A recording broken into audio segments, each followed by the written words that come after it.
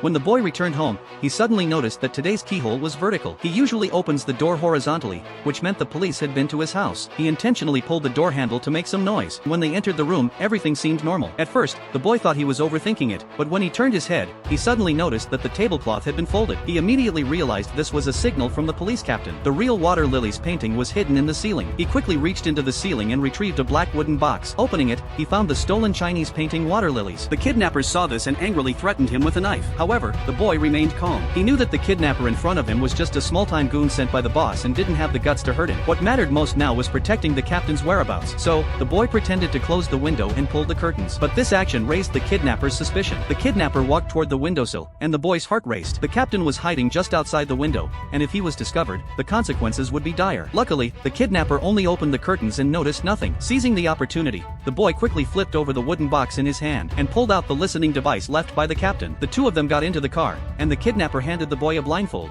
asking him to put it on. The boy knew this was his chance. He took the blindfold with his left hand, carefully took out the device from his pocket with his right hand, and as he put on the blindfold, he slipped the device into his ear canal. Once everything was in place, the captain's voice came through his ear. He signaled that if the boy could hear him, he should cough. The boy coughed, and the police in the listening vehicle breathed a sigh of relief. The captain told the boy that this miniature communication device could monitor the situation at any time, and briefly explained the mission's focus, finding the gang's objective and the next steps. Just then, the kidnapper sensed something was wrong. This made both the boy and the police in the listening vehicle nervous. If the kidnapper discovered the listening device, not only would the mission fail, but the boy would be in danger as well. The boy quickly changed the subject. Fortunately, the kidnapper didn't press further, and the atmosphere slightly relaxed. The two of them quickly arrived at the meeting point, but were stopped by the bodyguards outside, who demanded a full-body search. Luckily, the kidnapper's dagger triggered the alarm. The boy took advantage of the distraction to quietly toss the listening device away, and the police could no longer eavesdrop on their conversation. After the inspection, the boy was ready to trade the water lilies painting. The other party took the painting without hesitation when they saw it. However, just as the water lilies was placed in the vault,